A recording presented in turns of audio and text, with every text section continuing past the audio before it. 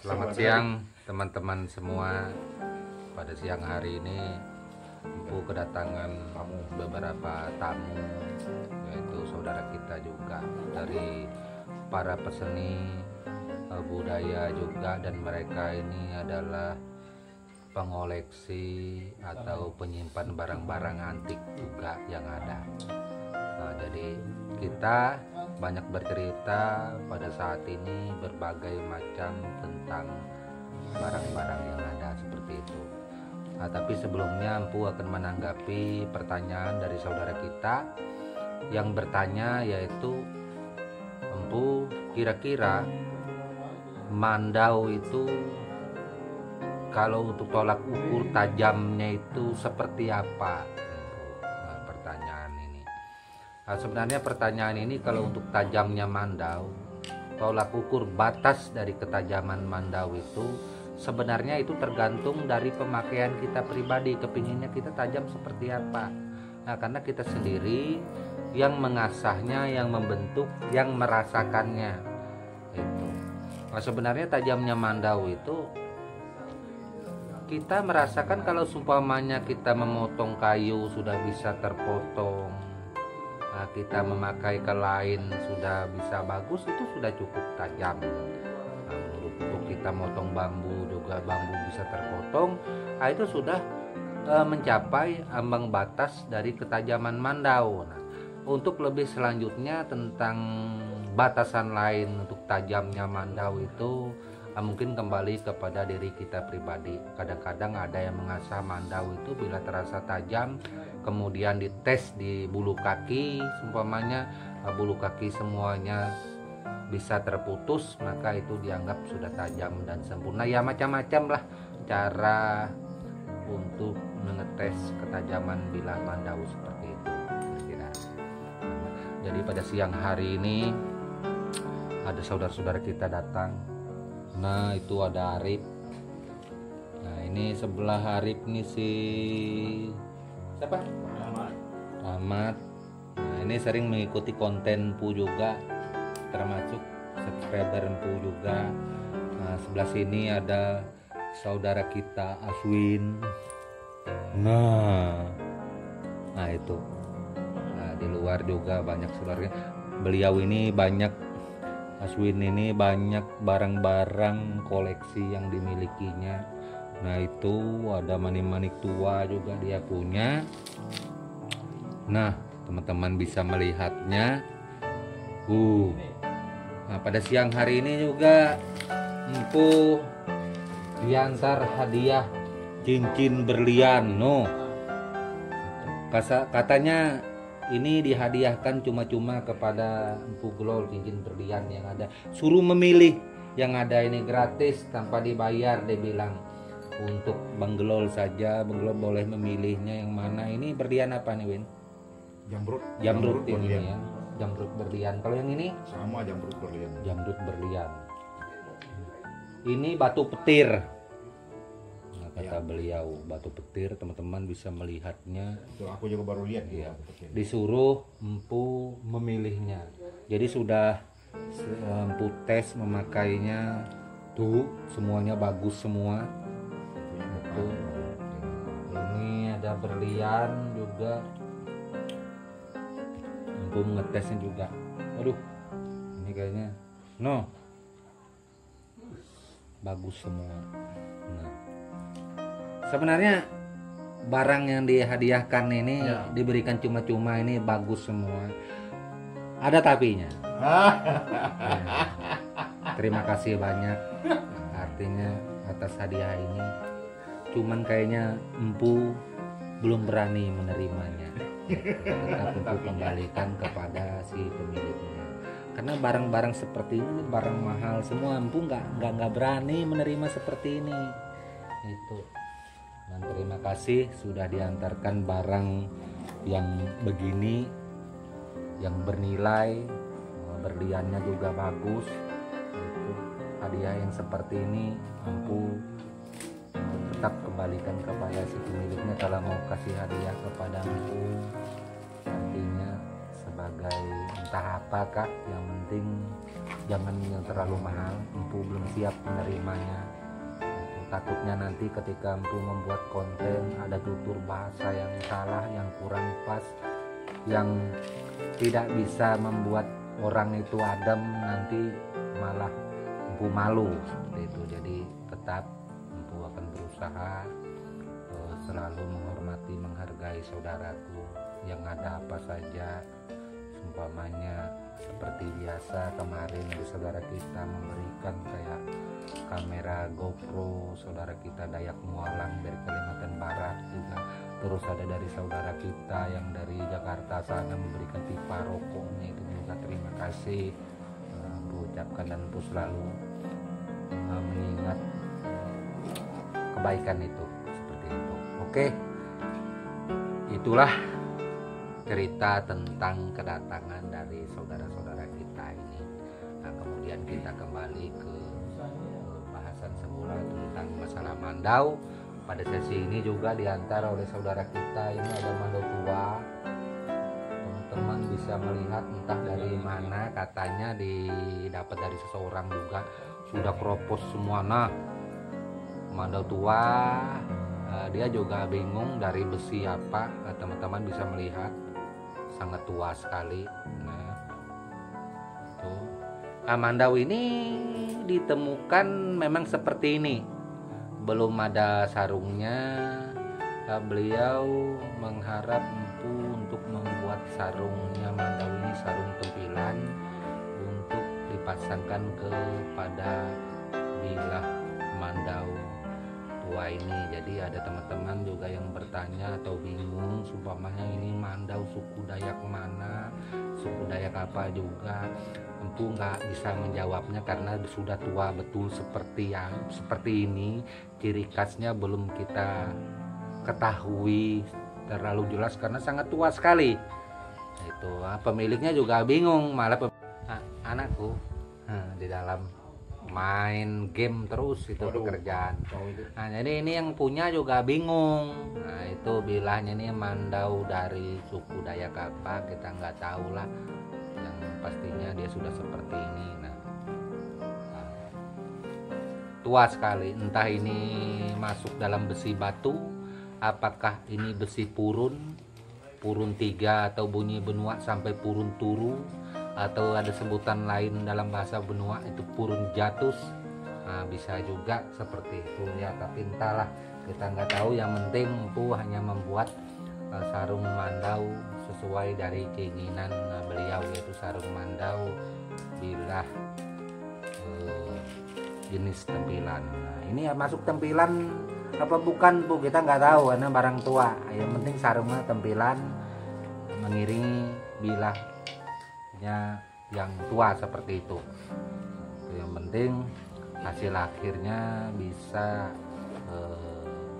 paling enggak mendekatkan kepada barang tua yang ada. Kira-kira pantas lah kalau kita membuat sarung untuk lebih tua, menyamakan kepada bilahnya. Terus terang saya belum nggak bisa, karena saya tidak pernah barang-barang main proses sarung dituakan segala macam, gagang dituakan segala macam, saya nggak pernah. Kalau yang baru ya kita buat baru juga seperti itu teman-teman.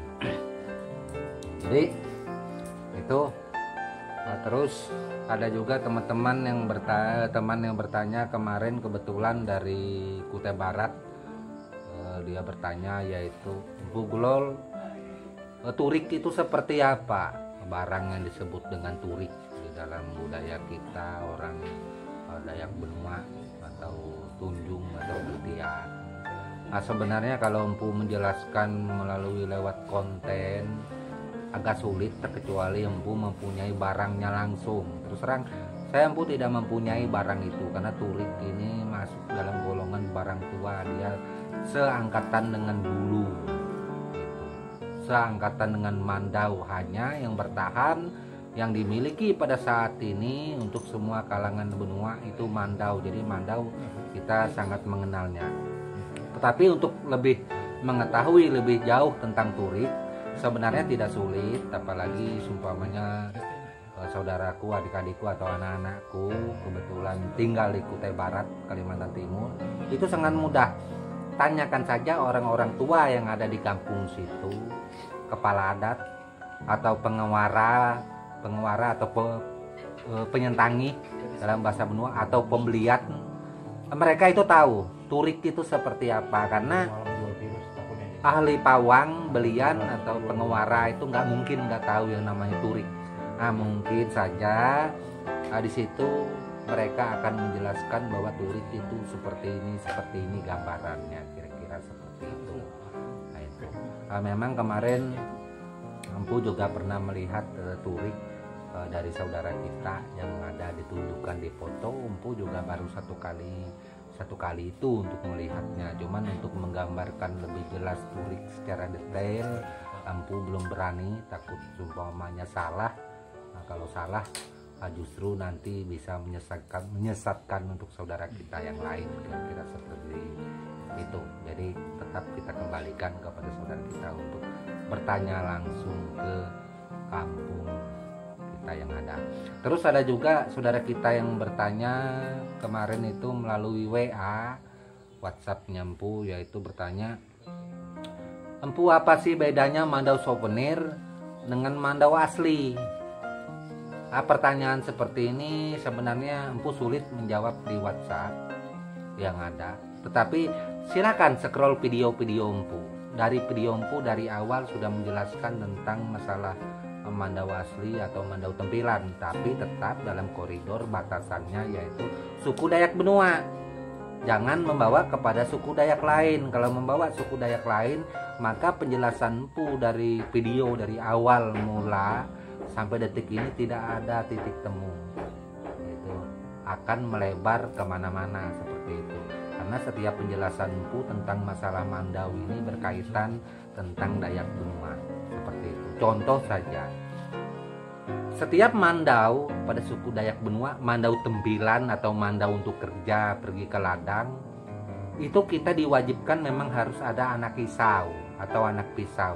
Sedangkan dari saudara kita Dayak lain, mohon maaf, seperti saudara kita dari Ngaju, mereka mempunyai peraturan tertentu.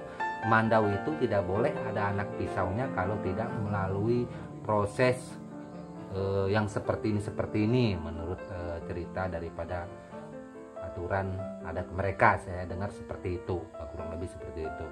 Nah, ini kan tidak sama. Itu.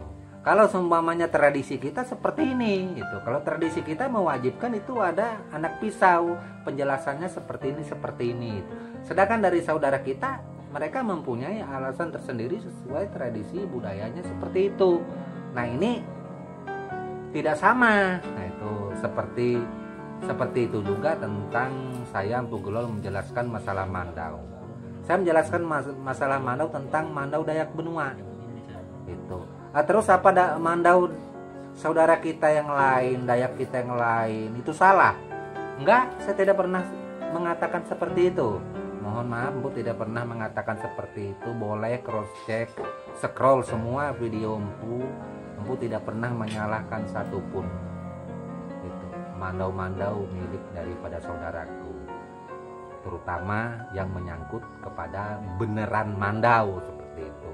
Terus apa mandau souvenir cenderamata ini salah Empu? Bukan salah. Kalau mandau souvenir cenderamata sesuai penjelasan Empu yang telah ada, itu mandau pajangan ditaruh di dinding, yang penting ada ukiran, sulatannya juga belum tentu kuat.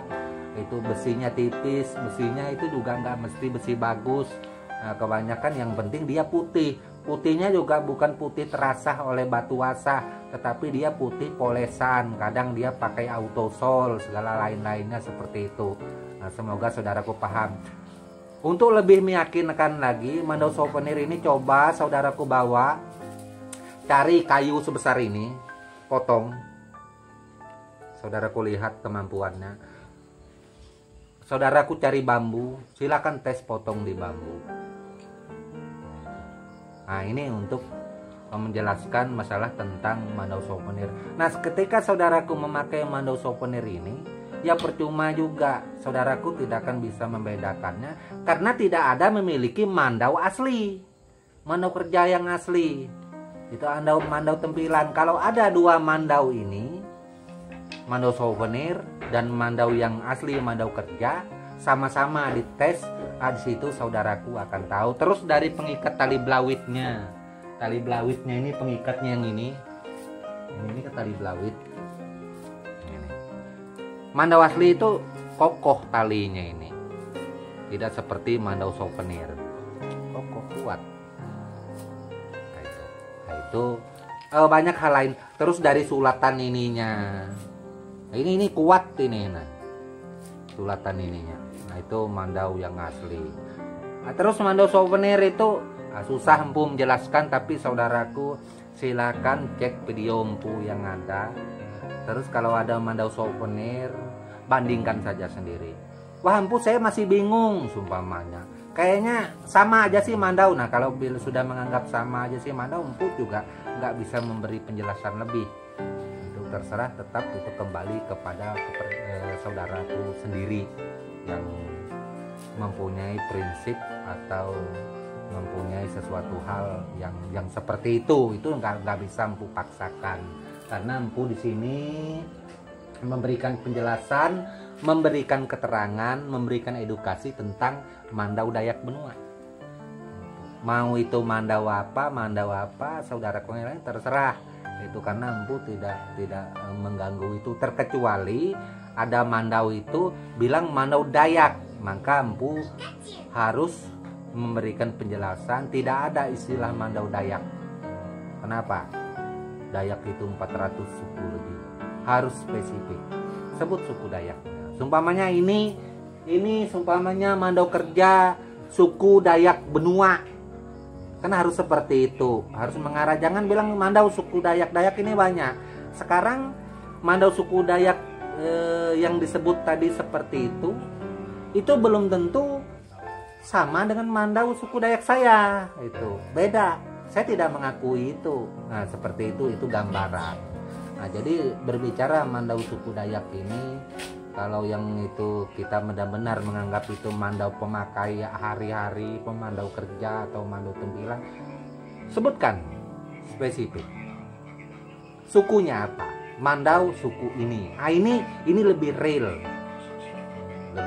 kita berbicara itu pas.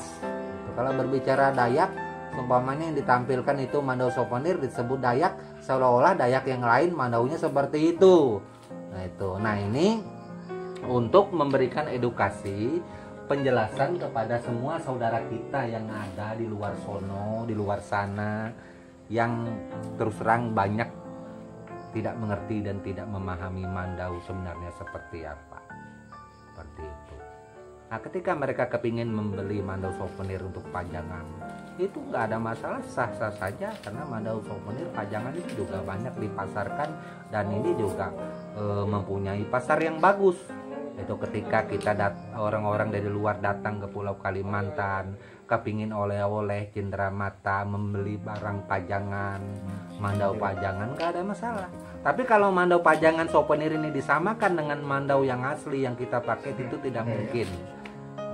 Nggak mungkin. Itu pasti tidak sama. Semuanya menurut saya sih sama, Bu. Ya terserah. Kalau seandainya menurut saudaraku sama, ya terserah. Tetapi kalau menurut kita yang asli Dayak ini tetap tidak sama. Itu dari sisi manapun tidak sama, hanya mirip. Seperti itu kira-kira. Oke, mungkin hanya itu saja yang Bu sampaikan pada sisi ini. Dan tak lupa saya ucapkan mohon maaf umpamanya ada perkataan atau bahasa Bu yang salah seperti biasa. Dan untuk tentang masalah mandau, kita memberi batasan buat semua saudaraku. Ini menyangkut kepada cerita tentang masalah mandau Dayak Benua. Jangan dibawa-bawa seumpamanya dengan mandau Dayak lain. Nanti konten Bu kurang pas seperti itu. Oke, akhir kata Bu ucapkan salam budaya dan sabeng.